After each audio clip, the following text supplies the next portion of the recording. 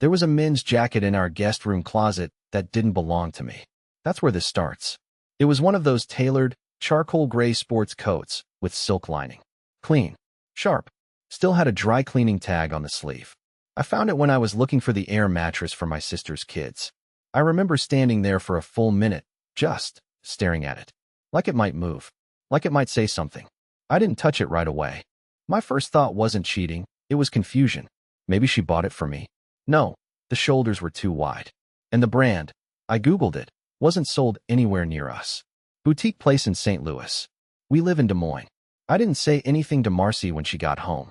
I just watched her, in silence, like I was trying to see past her skin into the gears turning beneath. She didn't seem nervous. She was her usual charming self. Kisses on the cheek, glass of wine, laptop open on the couch, fake laughs on Zoom. But that jacket, that stupid, smug jacket, it sat like a stranger in my house. That weekend, we went to her company's regional gala. Her suggestion said she thought I could use a night out. I told her I'd go only if I didn't have to wear a tie. She said, "No one expects the +1 to look impressive." I laughed.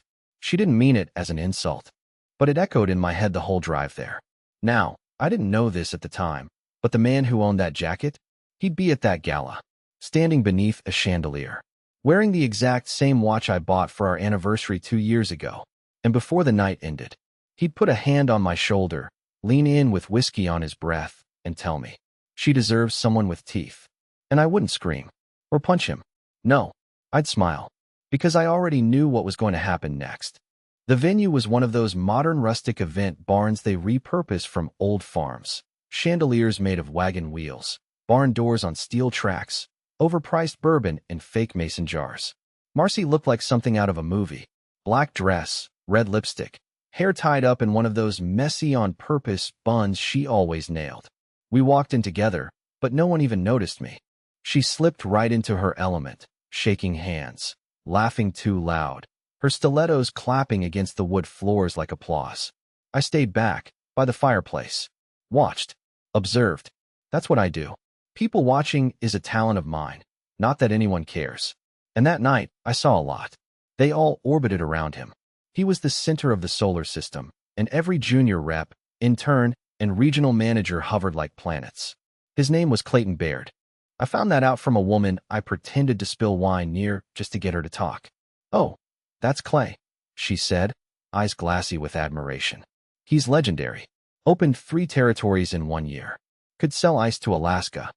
Clayton, of course. Even his name was smug. And there he was, laughing too loud, slapping backs like he owned the room. The watch on his wrist? It wasn't just the same model I'd bought Marcy 2 years ago. It had the same scratch near the dial. The same one from when I dropped it the night I gave it to her. That wasn't a coincidence. That was a message. I kept my distance, but my eyes never left them. Marcy and Clayton spoke like they were reciting a script they'd rehearsed 100 times. She touched his chest when she laughed. He leaned in when she whispered. It wasn't overt. It was much worse. It was familiar. And then came the moment. He approached me at the bar. I don't know how long he'd been watching me before that, but I knew he'd chosen his time deliberately. He moved with the kind of confidence that only comes from never being told no. He smiled like he was already inside the joke. "You're Marcy's husband," he said, with that tone people use when they already know the answer. "Yes." He didn't offer a handshake. Just stood there, too close. I smelled his cologne, something sharp and expensive. His eyes flicked down to my shoes, my drink, my posture. "You're quiet," he said. I shrugged. "Someone has to be." He smiled. "She never mentioned you were funny. She never mentioned you at all." That made his mouth twitch. He liked being mentioned. He liked being the center. "You know," he said, swirling his drink, "sometimes people grow apart without realizing it. She's changed, man. You don't want to hold someone back when they're meant to soar. That's not love. That's just fear dressed up in commitment." I looked him in the eye for the first time and said, calmly, "You think you're saying something profound, but really you just want to justify sleeping with someone else's wife." His smirk dropped for half a second. Then came that laugh, the one I'd heard echoing through the barn. "You've got some fight in you," he said. "Didn't expect that." Then he leaned in. "And this is when everything changed. She deserves someone with teeth," he whispered. "You? You're soft." She doesn't need soft anymore. I smiled. A real one. Because that's when I knew. He thought I was behind. But I'd already been weeks ahead. See, 2 nights before the gala, while Marcy was working late, I used her laptop. Not snooping, at first. I was going to order takeout on her browser, because mine was glitching. That's when I saw the folder on her desktop. It was called Presentations. But inside were no slides. No Excel files. Just images. Photos. Screenshots. A video thumbnail. And a hidden zip file with a password. I hadn't opened it. Not yet. I wanted to give her the benefit of the doubt. But after tonight, after the jacket, after the smirk, after the teeth line, I knew what I had to do. This wasn't just infidelity.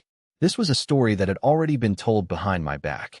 But now it was my turn to start writing chapters of my own. When we got home from the gala, Marcy was tipsy. Not stumbling or slurring, just loose. She kicked off her heels in the foyer and said something like, "You were quiet tonight." I nodded, told her I had a headache. She didn't ask anything else. Just yawned, grabbed a bottle of water from the fridge, and disappeared into the bathroom. I stood in the kitchen for a long time, staring at the light humming inside the refrigerator, thinking about that line Clayton said. She deserves someone with teeth. It echoed like a gunshot in an empty hall. He said it casually, but it wasn't casual at all. It was a challenge, a warning, a declaration. She went to bed that night without saying goodnight. She didn't reach for me. She didn't ask if I was okay. She didn't even notice I never came to bed. I waited until 2:17 a.m. when her breathing turned heavy and even, then crept into her home office like a burglar in his own house. I knew her password. Not because she gave it to me, but because I'd seen it once, her childhood dog's name and her birth year, lowercase. She never changed it. She never thought I'd need to. The desktop was clean, empty at first glance. But I knew where to look. She had a folder buried 3 directories deep, inside a finance folder that was inside a tax archive folder that was inside a backup of her 2021 tax returns. And the folder wasn't called Presentations like I remembered. She'd renamed it. It was now called Nothing Here. And it was full. I opened it. What I saw didn't hit me like a punch in the gut. It wasn't that fast. It was slower, like sinking in cold water, inch by inch, limb by limb. Like my brain needed a moment to understand I was looking at evidence of my own irrelevance. There were photos of her and Clayton. Not sexual, not even romantic. That made it worse. These were comfortable photos. A photo of them eating Chinese takeout on a hotel bed, laughing. A blurry one of him fixing her necklace. A picture of her asleep, curled up in a robe, with his hand visible in the corner of the frame, reaching toward her like he belonged there. But it wasn't just the photos. There was a document. A PDF, titled Exit Plan Draft. It was detailed, methodical. She'd been planning to leave me. Not impulsively, not emotionally, strategically, the way you'd plan a business merger. Timelines, bank accounts, password resets, moving logistics. What to do if I reacted poorly. I wasn't even the villain in it. I was just a footnote. Then there was the final file. A TXT note, opened 5 days ago, written like a diary. The first sentence read, "I think Elwood knows something. He watches me differently now." And then the next line. Clay says not to worry. He thinks Elwood's too passive to do anything. I sat back in the chair, and for the first time in my life, I didn't feel sadness, or rage, or betrayal. I felt numb. Like my own life had moved on without me. Like I was watching someone else's story, and I'd already been written out of the script. I didn't sleep that night. I sat on the couch until morning, with the TV muted, just watching the movement of the screen. By the time Marcy walked in with coffee in hand and offered a fake smile, I'd already made a decision. I wasn't going to yell, or cry, or confront her. I was going to let her think she won. Because sometimes silence is not weakness. Sometimes it's the sound of a fuse burning. And she wouldn't hear the explosion until it was far too late. There's something strange about pretending to be oblivious when you're wide awake inside. It's like acting in a play where you know the ending, but the other characters still think they're in control of the plot. That week, I became a ghost in my own home. Quiet, agreeable, making coffee like nothing was broken, folding her laundry like it wasn't a performance for someone else's applause. I even smiled when she said, "Clayton might stop by to drop off some documents. He won't stay long." She said it with the caution of a woman gauging whether a match will catch flame. I kept smiling. I was done giving her fires to fear. 3 days after the gala, he came. It was 5:12 p.m. I remember the exact time because I had been watching the street through the slats in the blinds like a sniper. He pulled up in a gray Range Rover, parked diagonally like parking spots were suggestions, not rules. His walk was slower than it needed to be, like he knew every step was announcing him. I stayed in the kitchen, polishing the inside of a glass I didn't need to wash. When Marcy opened the door, she called out, "He's just going to be a minute." I didn't answer. They went into the guest room. Not the living room. Not the kitchen. The guest room. The same one where I'd found the jacket. I didn't follow. Not yet. I listened. They weren't even trying to be quiet. Her laugh wasn't muffled. His voice was lowered but cocky. She said something about how smooth it went, and he said something about having him wrapped. And then, the sound I will never forget, a sharp thud, followed by a groan.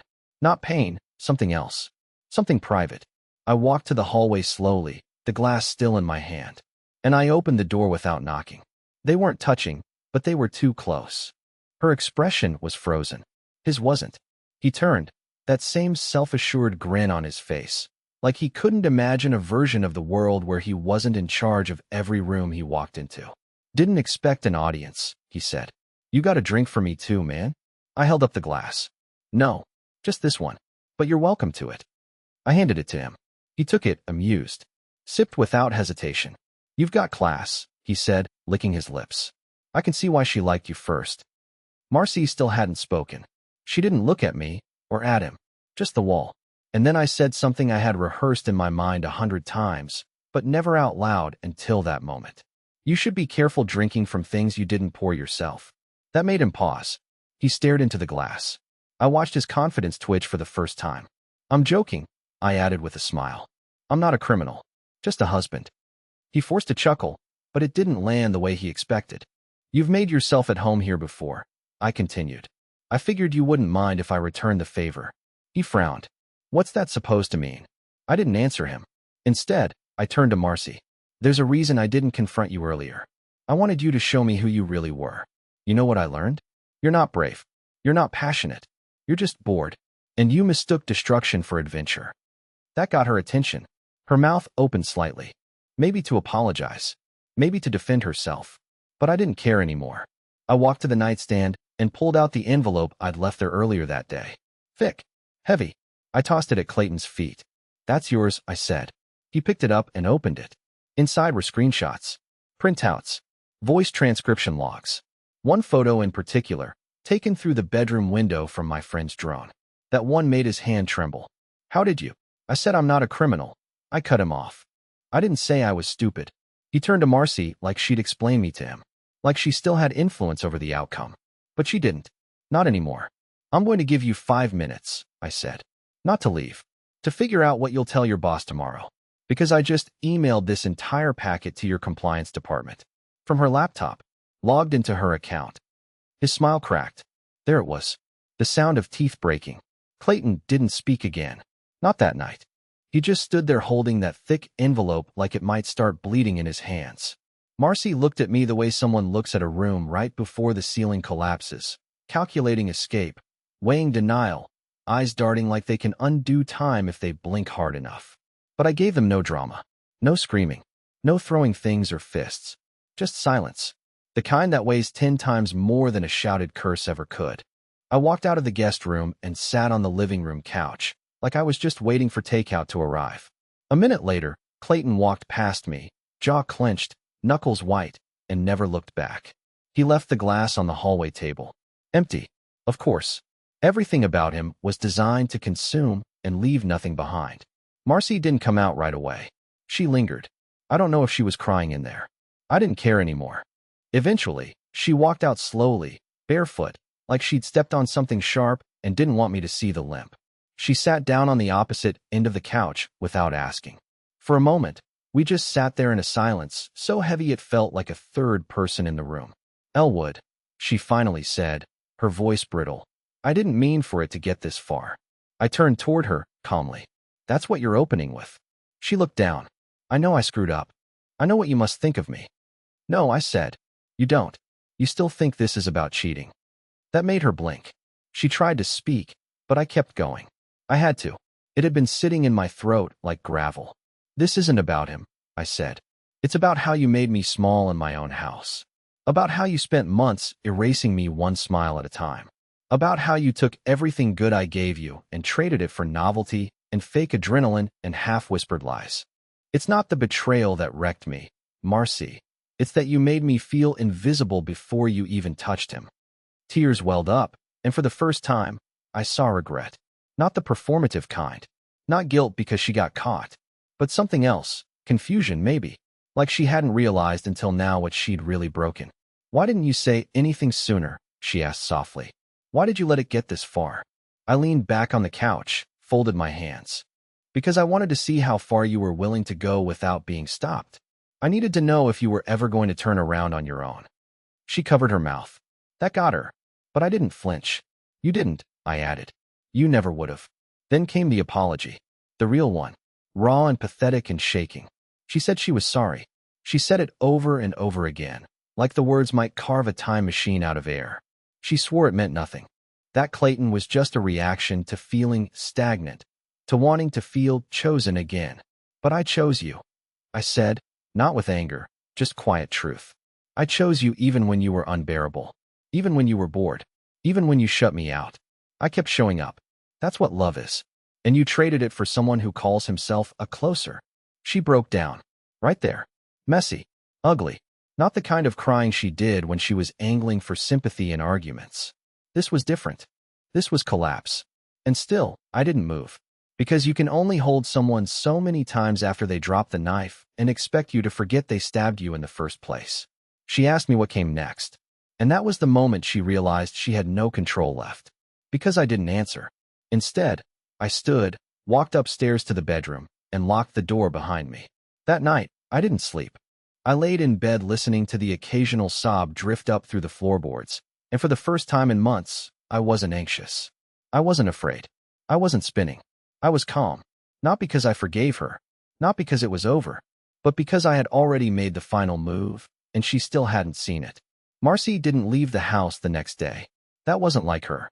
She usually had some brunch with a client, some retail therapy excuse, some fake work emergency that just had to be handled in person. But not this time. This time she stayed inside, walked around the kitchen barefoot like she was trying to remember what normal looked like. I heard her wiping the counters twice, opening and closing drawers without taking anything out. Guilt makes people fidget. It rewires their movements, makes them clean things that aren't dirty, make tea they don't drink. She knocked on the bedroom door twice. I didn't answer either time. I wasn't angry. Not anymore. What I felt now was colder. More exact. The way a surgeon feels before cutting open something infected. Precise. Necessary. You see, Marcy had spent months building her betrayal like a slow-burning affair with convenience and excitement. She thought she was in control of the narrative, that her story would be of quiet departure and noble reinvention. But I had already disrupted that arc. She just hadn't seen the edits I made yet. 2 weeks before the gala, while she was in Nashville for what she claimed was a conference, I'd hired a lawyer. Not a loud, dramatic one. A quiet, unshakable man named Gerald Reese, who'd seen hundreds of versions of this story. He didn't ask me why I wanted to start the paperwork. He just looked over his glasses and said, "I assume you're done bleeding?" That sentence stayed with me. I wasn't done bleeding then. But I am now. Over those 2 weeks, I had quietly moved the majority of our joint funds into a protected account with my name only. Legally. Cleanly. I stopped automatic transfers. Froze our shared credit line. Removed her as an authorized user on everything but the electric bill. I left that one on purpose. She didn't notice. She was too busy playing out her second life to realize the floor was vanishing under the first one. And now the ground was gone. Midday, she tried to act normal. She made grilled cheese sandwiches like we were in high school again, called up the stairs that lunch was ready. Her voice cracked halfway through the sentence. I came down 15 minutes later. Not for the sandwich. For the reaction. She sat at the table like a prisoner at her own parole hearing. "Elwood," she began, "I've been thinking. Maybe we need help. Therapy. Maybe we rushed everything." I interrupted her with a single sheet of paper. Folded once. Thick. I slid it across the table like a bartender delivering a final tab. She didn't touch it at first. Just stared at it like it might bite her. "Open it," I said calmly. She did. Slowly. The silence stretched so thin between us it felt like the house itself was holding its breath. She read it, and the color drained from her face. It wasn't divorce papers. Not yet. It was a resignation letter, with her name at the top, dated that morning, written by me, flawlessly mimicking her phrasing. I had used old emails as reference, had even added a thank you paragraph to the VP she always complained about. "What is this?" she asked, her voice small. "An option," I said. "You send that letter in, and this whole thing stays between us. No emails to HR. No formal complaints. No messy workplace fallout." She blinked fast. "You're blackmailing me?" "No," I replied. "I'm giving you a way to leave the fire quietly." She opened her mouth to protest, but I leaned in, just slightly. "You didn't just cheat on me, Marcy. You compromised your company.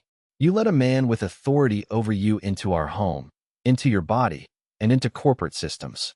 You think they won't care? You think your bosses will risk litigation just to keep you?" Her eyes welled up again. "You wouldn't." "I didn't email anyone," I said. "Yet." She looked down at the paper again. Her hands trembled. "I've already accepted the reality that you stopped loving me," I added. "But I won't be collateral damage in your fantasy of reinvention." The silence that followed wasn't grief. It wasn't even anger. It was recognition. She finally saw me. Not the soft background husband she thought she could sidestep, but the man who knew how to walk away without leaving his shadow behind. She folded the paper back up, too carefully, as if it might tear the moment she admitted it was real. "I need time," she whispered. "You had time," I said, standing. "You spent it on someone else." I walked away again, slowly. Not because I wanted her to chase me, but because I wanted her to sit in the seat where she'd once decided I wasn't enough, and feel what it was like to be left in silence.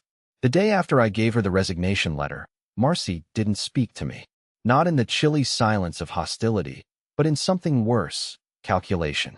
I could tell she was making moves behind the scenes. Her phone never left her hand. She took her laptop into the guest room, the very room that had already betrayed her. She left half-finished teacups around the house, like breadcrumbs. But I didn't follow. I didn't ask. I didn't stop her. Because when someone's drowning in a hole they dug themselves, you don't throw them a rope. You throw them a mirror. That evening, around 7:30, just after the sun dipped low enough to turn the walls gold, Marcy knocked on my office door. She was holding her phone and trying to smile. It didn't reach her eyes. "Can we talk?" she asked. I gestured to the chair across from me. She sat, crossed her legs too quickly, like her body wasn't used to pretending anymore. "I've been thinking," she started, and I don't think it's healthy for us to go down this path. Revenge. Control. It's not love, Elwood. It's not us. Us." She really said us, like it was still a living thing. Like she hadn't already buried it in someone else's hotel sheets. "I've spoken to a counselor," she went on, watching me carefully, "and she thinks we could rebuild. That we should take a step back, take some time apart. No lawyers yet. No threats. Just space." That's when I knew. She wasn't trying to fix anything. She was stalling. And suddenly, I saw it. The gears turning behind those eyes. She'd called someone. Maybe Clayton. Maybe a friend. Maybe a lawyer. She was gathering intel. Positioning herself. Trying to get ahead of something she didn't understand. She thought the storm was over, that I'd spent all my ammunition. She had no idea the final shot hadn't even left the chamber yet. I let her speak. I let her recite her carefully measured words about healing and time, and not letting bitterness rot something that was once beautiful. And then I opened the drawer beside me, pulled out another envelope. White, thick, heavier than it looked, and slid it across the desk. "What's this?" she asked, already wary. "This," I said, "is everything you missed while you were busy practicing speeches." Inside were documents. Not just legal ones. Not financial ones. Digital forensic reports. Logs. Metadata. Screenshots of her company's Slack messages. The private ones she thought were deleted. The ones that used phrases like cover story, internal login, and can you just approve it under your account? All tied to Clayton. All time-stamped. I had contacted a data recovery firm 2 weeks ago. Quiet. Confidential. They'd retrieved enough from her work device to paint the kind of picture that makes HR departments call emergency meetings. Her face changed as she read. Not panic, not yet. Just confusion. Her lips moved silently, tracing words she didn't recognize, but definitely wrote. And then the final blow. A signed affidavit from the compliance officer at her company, confirming that the internal review had been triggered, that someone, they didn't know who, had submitted an anonymous tip. With evidence. Real, unshakable evidence. That tip. It came from her work email. Because the night she left her laptop open during a FaceTime call with her sister, I cloned her hard drive and sent the report using her own credentials. There was no way to trace it back to me. No breadcrumbs. No mistakes. She looked up at me, hollow now. Her mouth parted, but no words came. I didn't want to destroy you, Marcy, I said, my voice calm. But I needed you to feel the space you left me in. You're ruining everything, she whispered. You've turned this into a war. I stood slowly, walked around the desk, and looked her in the eyes. You declared war the moment you decided I was too small to deserve honesty, I said. I just made sure you heard the echoes of that choice. And then I walked out of the room. Not to be dramatic, not to be cruel, but because there was nothing else left to say. She had already made her move weeks ago.